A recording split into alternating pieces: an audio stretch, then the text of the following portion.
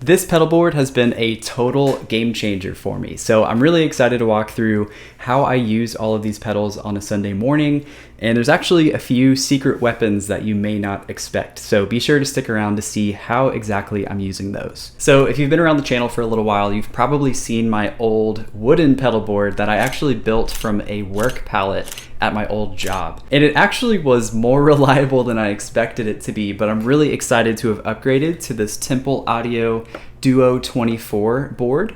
Everything just feels a lot more secure and my pedals feel more safe on this guy, but I've actually upgraded it with some modules as well. So on one side, I have the power module that lets me plug power just straight into the side of the board. And on the other side, I have the XLR module, which actually hooks up to some pedals underneath and allows me to just go XLR straight out of my board. And speaking of underneath my pedal board, you can see here I've got the Strymon Zuma powering everything, and then I also have the Daiso Plus by Pinstripe Pedals, which is amazing. I'll talk a little bit more about that later, but that is hooked up directly to the XLR module, which lets me go straight to front of house from there. Also, I just upgraded all the cabling pretty recently, and so I'm using these EBS flat cables, which are amazing. So I'll have these linked down below, as well as everything else that I'm talking about today.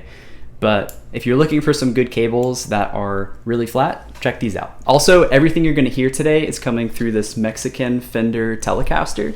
I've just got some Porter pickups here and then an Emerson wiring kit for the electronics. So the first pedal that I run into is this Walrus Audio Deep 6 compressor right over here. And I just really like having a compressor first in my chain because especially with the Tele, I think it tends to sound a little bit thin at times. And so I've just found the compressor to be really helpful to round out my signal, give me a little bit more sustain and consistency between my notes. So here is what that sounds like.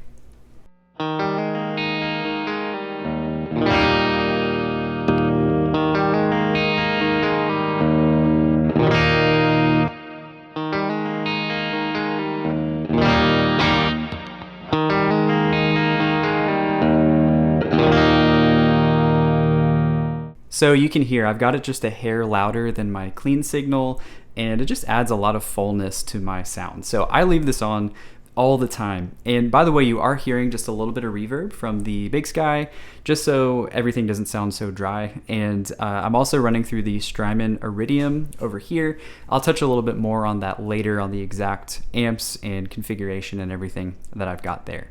So next in the chain is this Electro Harmonics Pitchfork, and this is actually the first of the secret weapons that we're going to be touching on today. This thing, I bought it just for the Octave and I didn't realize how much utility that this pedal has. So we're going to walk through some of the uses that this pedal can provide your overall rig. So first is just a regular higher octave that I've blended into my signal, and probably how you would assume to use an octave pedal. So here's an example of how I would use that in a worship song.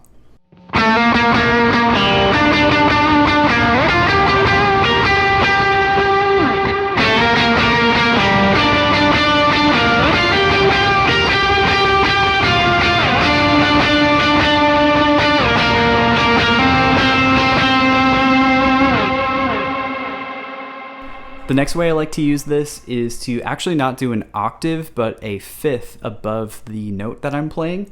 So this knob here, you can dial it in to be just a fifth. You can really do any interval, but I have it set to a fifth above the note that I'm playing. And then this latch button here, instead of clicking the pedal and it being on, you can actually just press it like this and it'll light up. And then the second that you let go, it turns off. So here's what that sounds like.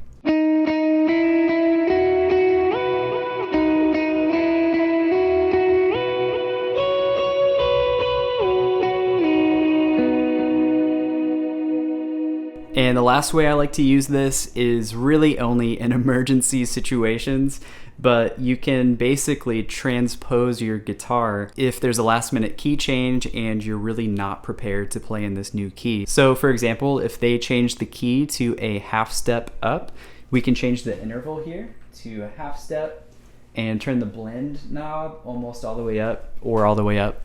And what it'll do is basically just transpose our signal to a half step up. So here's what that sounds like.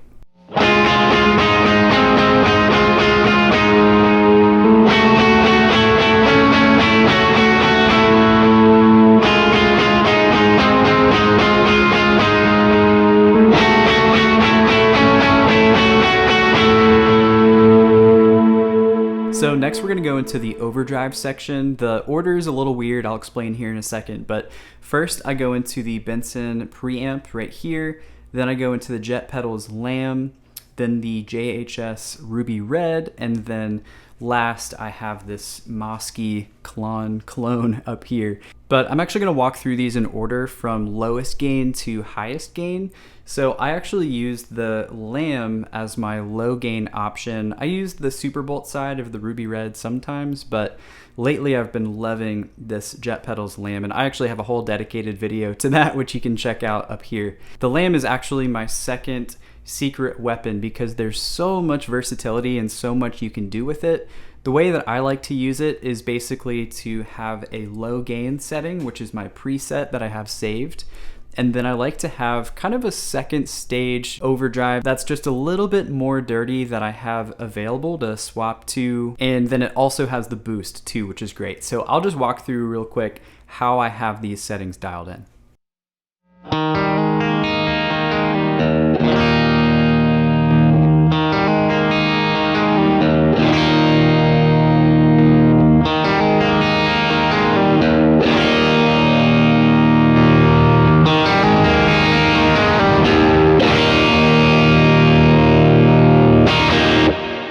I love how versatile it is because you can really get any type of sound from low gain to high gain really quickly. So it really packs a whole lot of options. Here's an example of how I'd use this in a song.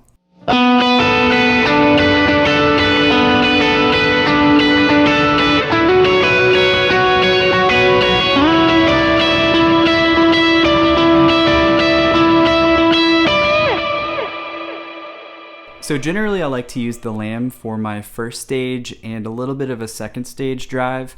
For when I want to get a little bit more overdriven, I'll use the Benson preamp next. And here's what that sounds like.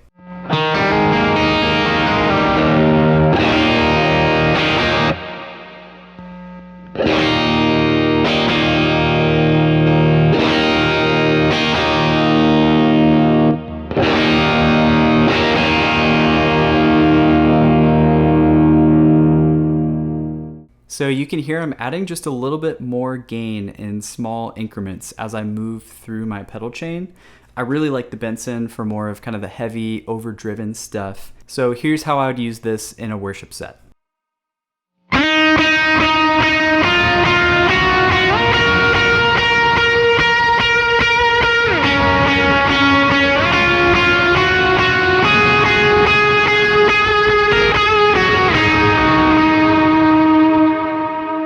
So from here, I like to add in a boost for any of those lead lines and places where I just really need to jump out in the mix.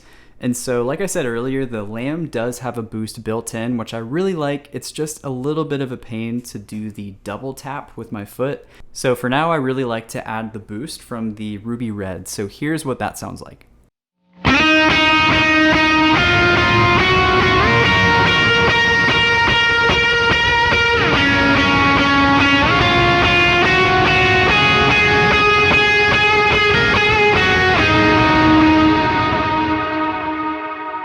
So you probably noticed I skipped over the Superbolt side of the Ruby Red. And as much as I love the Superbolt, I just don't find myself using it quite as much anymore. So for right now, I have it dialed as a bit of a lower gain drive, similar to what I have the Lamb dialed in as. So here's what that sounds like.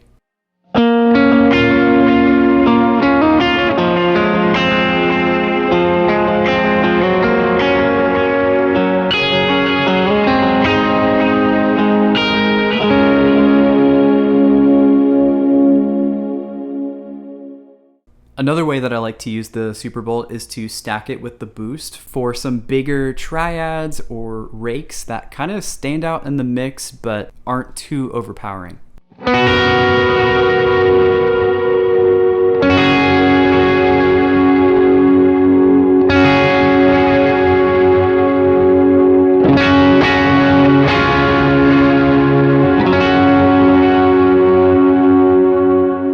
So last in my overdrive section is kind of this catch-all spot where I have right now a Mosky Klon style overdrive, and I just got this for $30 off of Amazon and figured I would just throw it on my board and just give it a shot And honestly, I've been really impressed. I have it dialed right now as a bit of a heavier overdrive, and it's got just a really nice round sound to it, and those mids really come through well. So here's what that sounds like.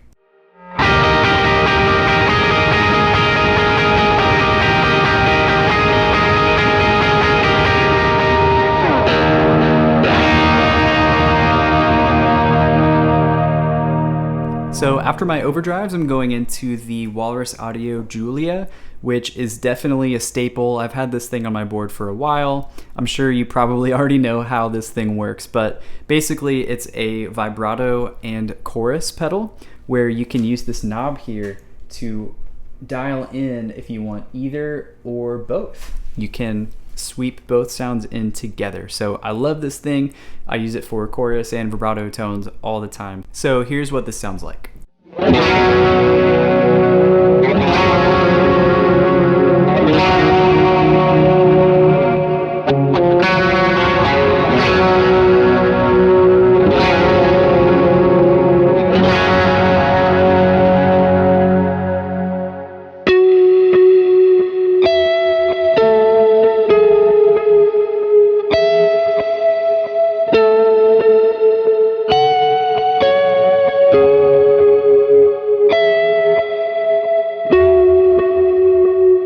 So really cool pedal. It does the chorus thing super well, even though it's not really one of my favorite effects, but the vibrato side is awesome. I love dialing it into that kind of subtle vibrato sound that just adds a lot of vibe to your tone. So from here, I'm going into the Dunlop mini volume pedal, which I actually just recently upgraded to after having the VP Junior for a long time, and I'm still getting used to the footprint. It's definitely a good bit smaller than my foot, but it saves a lot of space on my board, which is really nice. And out of here, I'm just going into the TC Electronic Polytune, which is great. I've had this forever. It's freaking out right now because of the vibrato, but it's great. It keeps my guitar in tune, and I've never had any issues with it.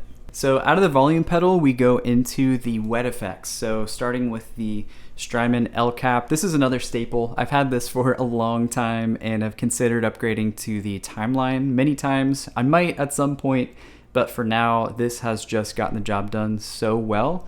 You've been hearing it in all these clips so far, so I won't talk about it for too long. But the things that I love about this are actually this big knob that I have here.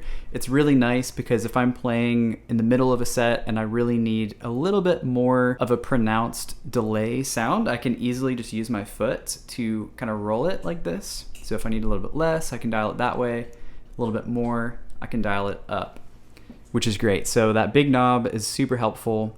But the other thing that I really like about this is actually this wow and flutter knob right here. It adds just a little bit of warble that gives it some movement and makes it just sound more three-dimensional. So here's just a quick example of what that sounds like.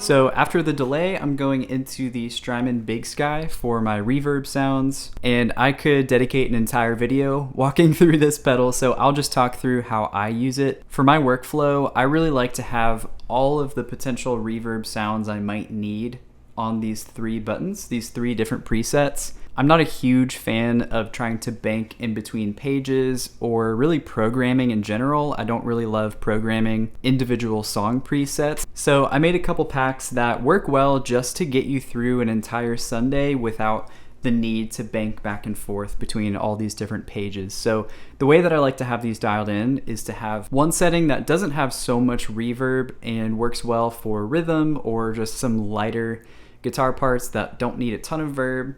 I like to have a second setting that's more of my lead tone. This has a little bit more reverb and sits better in the mix for more of those ambient parts.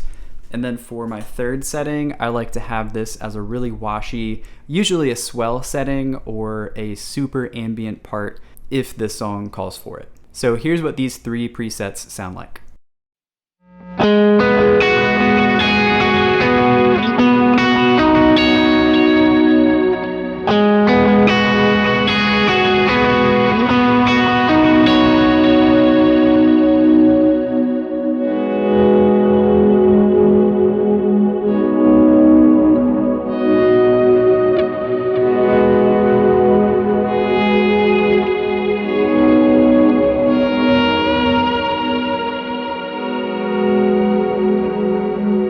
So out of the big sky, I'm going stereo into the Strymon Iridium. I've been using this thing really since it first came out, and I am still in love with it. I'm using the chime setting generally, and I'm using the tone factor tone matched IRs, and I'm using the AC30 and the ProSonic IRs. And from the Iridium, I'm running into my very last secret weapon, which is the Daiso Plus, like I had mentioned earlier. The Daiso Plus is basically a really high quality DI box that basically ensures that you're going to get the strongest, cleanest signal out of your pedal board all the way to the front of house board. And it's definitely one of the best decisions that I've made with this current pedal board. Now, that's a pretty quick overview of how I have my pedal board set up, but if you're interested in seeing how to dial in these types of effects for a Sunday morning, I'll have this playlist linked right here where I basically go from start to finish showing you how I dial in these types of effects. So go ahead and click here and I will see you over there.